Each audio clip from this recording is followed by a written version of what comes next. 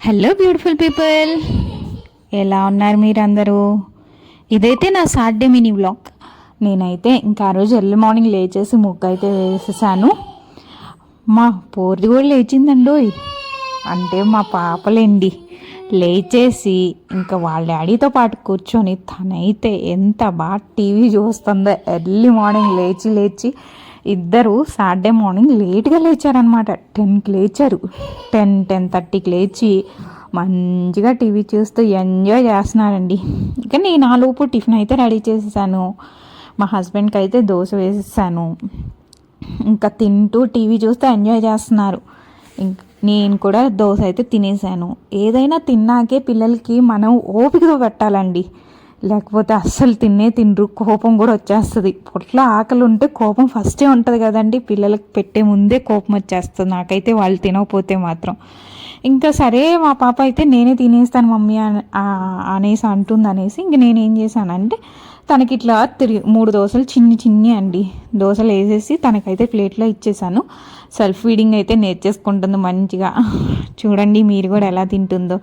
అయిపోయినాక కిసిక్ సాంగ్ పెడితే దానికైతే డాన్స్ వేస్తుంది. సాటర్డే ఎంజాయ్మెంట్ అలా ఉంటుంది వాళ్ళిద్దరిది. నాకైతే ఇంకా డైలీ రొటీనే కాబట్టి కంపల్సరీ లేవగానే ఇంకా పనులు స్టార్ట్ అయిపోతాయి.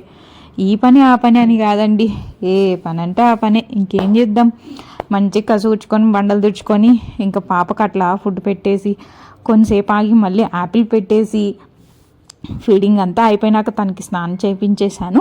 అయిపోయినాకైతే కర్రీ స్టార్ట్ చేసేస్తానండి. దాదాపు 11:30 అయిపోద్ది నేను కర్రీ స్టార్ట్ చేసే టయానికి. ఇంకా సాటర్డే అయితే ఇంకా లేట్ అవుతుంది. ఇంకా ఆ రోజు అయితే నిన్నైతే దొండకాయ పచ్చడి అట్లా వేసేసి నా మిగిలిన దొండకాయలు ఉంటాయి కదా, అవైతే చాపర్లో చాప్ చేసేసానండి. చాలా ఫాస్ట్గా అయిపోతుంది చాపర్లో చాప్ చేస్తే. మీరు కూడా ఒకసారి ట్రై చేయండి. గణేష్ది చాపర్ అరౌండ్ 250 300 వచ్చేసింది. దొండకాయలకి అయితే చాలా బాగా పనిచేస్తుందండి. ఇంకా మిగిలిన పప్పు కూడా ఉంటే సాంబార్ చేసేద్దామనేసి సాంబార్ దొండకాయ ఫ్రై కట్ చేసి ఫ్రై తిరగమాత పెట్టేసి దొండకాయ ఫ్రైలో ఇంకేం వేయనండి, సాంబార్ అండ్ ఉప్పు ఎల్లిపాయ కారం వేసేసి దించేస్తాను.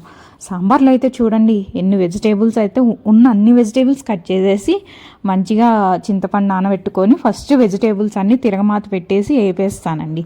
వేపినాక ఇంకా సాంబార్కి నేనైతే ఎన్టీఆర్ మసాలానే యూజ్ చేస్తాను.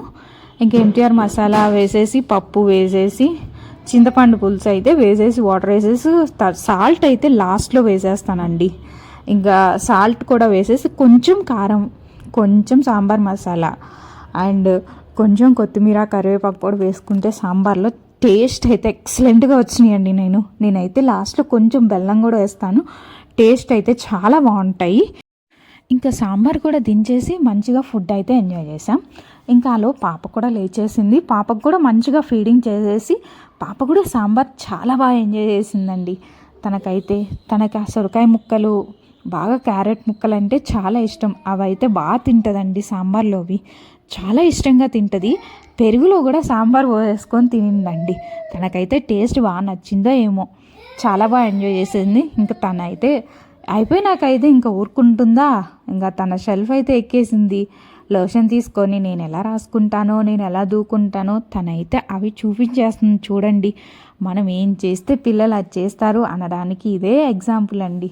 చూడండి, మీరు కూడా నేర్చుకోండి. ఎంత బాగా చేస్తుందో తనైతే. చూసేసి నాకైతే చాలా నవ్వు వస్తుందండి. సేమ్ నేను ఎలా రాసుకుంటాను అలాగే చూపిస్తుందండి తనైతే. ఇంకా ఆ తర్వాత అయితే చాలాసేపు అట్లా ఆడుకునింది. తనకు ఆ షెల్ఫ్ మీద ఆడుకోవడం చాలా ఇష్టం అనుకుంటాను. ఎప్పుడు ఆ షెల్ఫ్ ఎక్కుతుంది, మంచిగా కోంబ్ అవన్నీ తీసుకుంటుంది, దూకుంటుంది, ఆడుకుంటుంది. ఇంకా ఆ తర్వాత బోర్ కొట్టినప్పుడు దింపమని అడుగుతుందండి. Please do like, share, subscribe. Please subscribe and follow for more videos. Thank you.